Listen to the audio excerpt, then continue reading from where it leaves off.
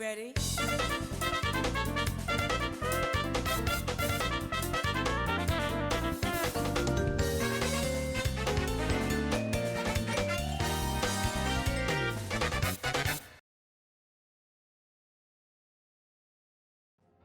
The time has finally arrived. The return of Mana has happened. Visions of Mana is out, and after being a sweaty gamer since its release, I have completed the game and I'm ready to get into it and discuss the latest installment of this RPG series that spans decades. Visions of Mana has been one of my most anticipated games of the year, and after playing the demo about a month ago, I was even more hyped to play the full game.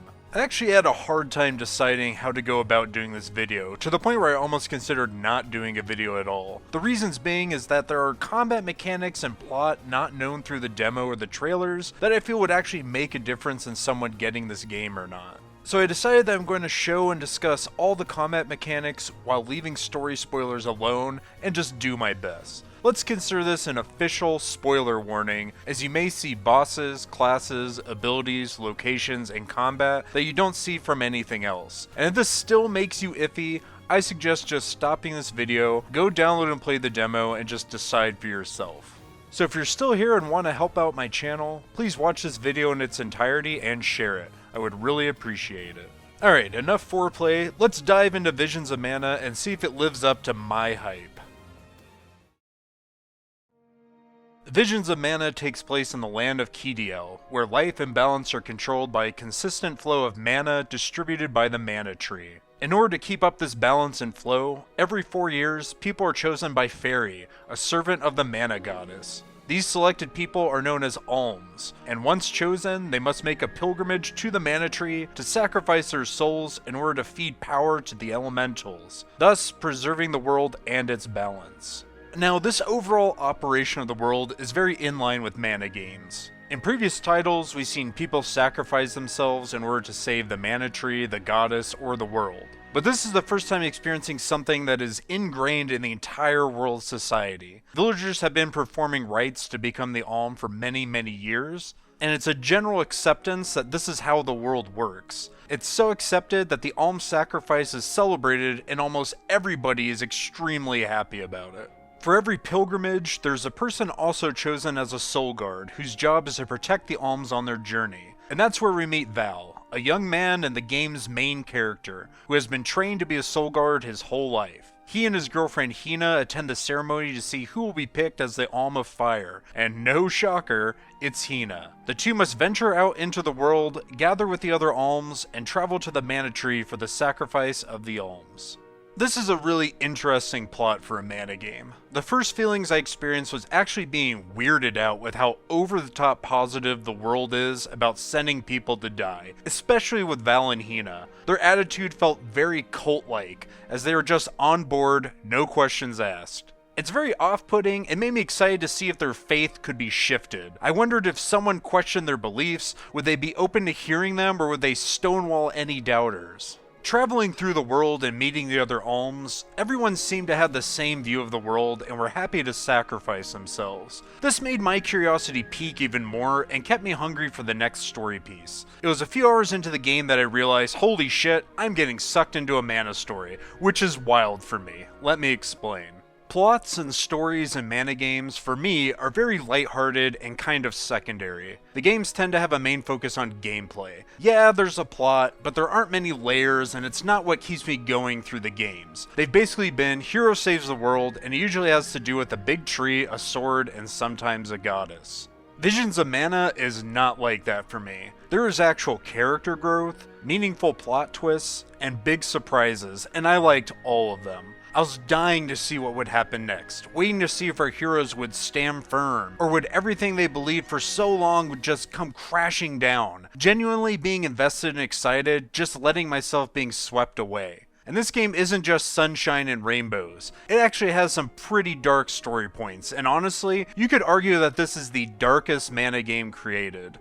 I also really enjoyed the cast of characters. At first, I was put off a bit in their blind wanting to sacrifice themselves, but the game brings great development for everyone, and you get to see them grow instead of just being the same persona from start to finish. And I really like that Val and Hina are an item right off the bat. It breaks the usual RPG trope of a developing romance, and after playing RPGs for over 30 years of my life, differences like this are very welcome.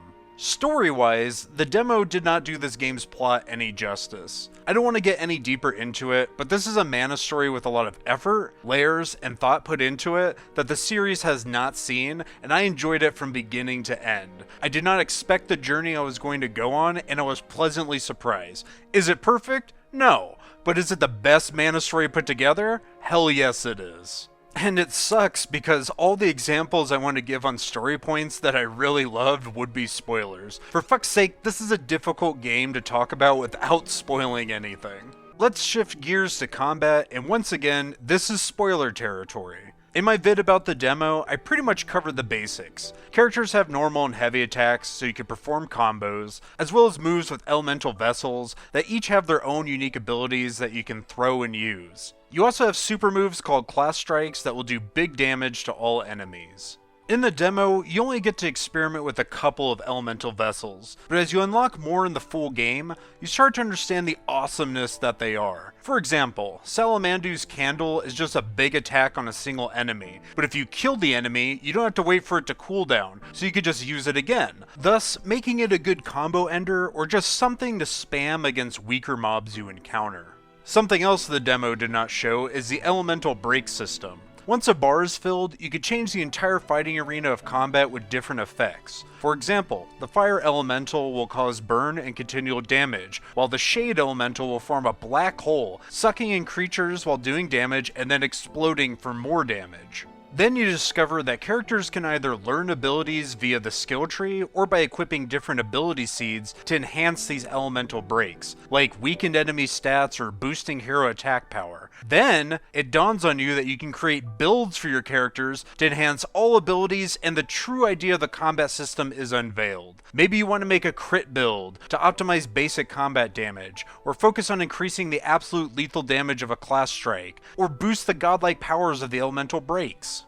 Was anyone else expecting this game to have the levels of depth it has? Just like with the story, I was just blown away with what combat and character builds had to offer. A Mana game didn't have to do this, and yet here it is in all its glory. I love the combat in this game. For the most part, everything feels good and looks awesome. Finding my favorite combos with each class was an absolute joy. I love experimenting with character builds. There are some awesome combinations you can put together that make you feel like a god and have you grinning ear to ear. But let's say you don't want to optimize or go balls deep with character builds. You don't have to. The game can easily cater to anyone that just wants to mash buttons and not think too much on what their character is equipped with. Though I don't suggest doing this on hard difficulty, and even if you're playing on normal, you may need to respec some character things at the very end of the game. I think it's awesome that the game provides the choice of simplicity through its difficulty options while having some deep mechanics for those of us that are into that. Oh, and if you couldn't tell from what you've seen, this game is beautiful as fuck. All the areas are colorful and guaranteed eye candy. The devs did a really good job of making the world around you seem full of life. I spent so much time just wandering around and looking at everything while doing side quests, which by the way, there are a shit ton of side quests in this game, so you will have a lot to do. One of my favorite areas is actually one of the first areas, the Charred Passage. When I first walked into this place, I immediately felt heavy Secret of Mana vibes. The color of the foliage, the pools of water, rabbits hopping around, I really felt like I was transported back to the early 90s again. It was one of the first signs for me that I was really going to dig this game. Now, as much as I've been gushing about everything, there are some serious criticisms I need to point out. One is with combat. There are times where I would attempt to manually use an item or cast a spell, and the character just would not do it. They would just stand there, and I would have to repeat the input multiple times. This was only really a big issue at endgame as everything was at its hardest, but still, it's annoying nonetheless.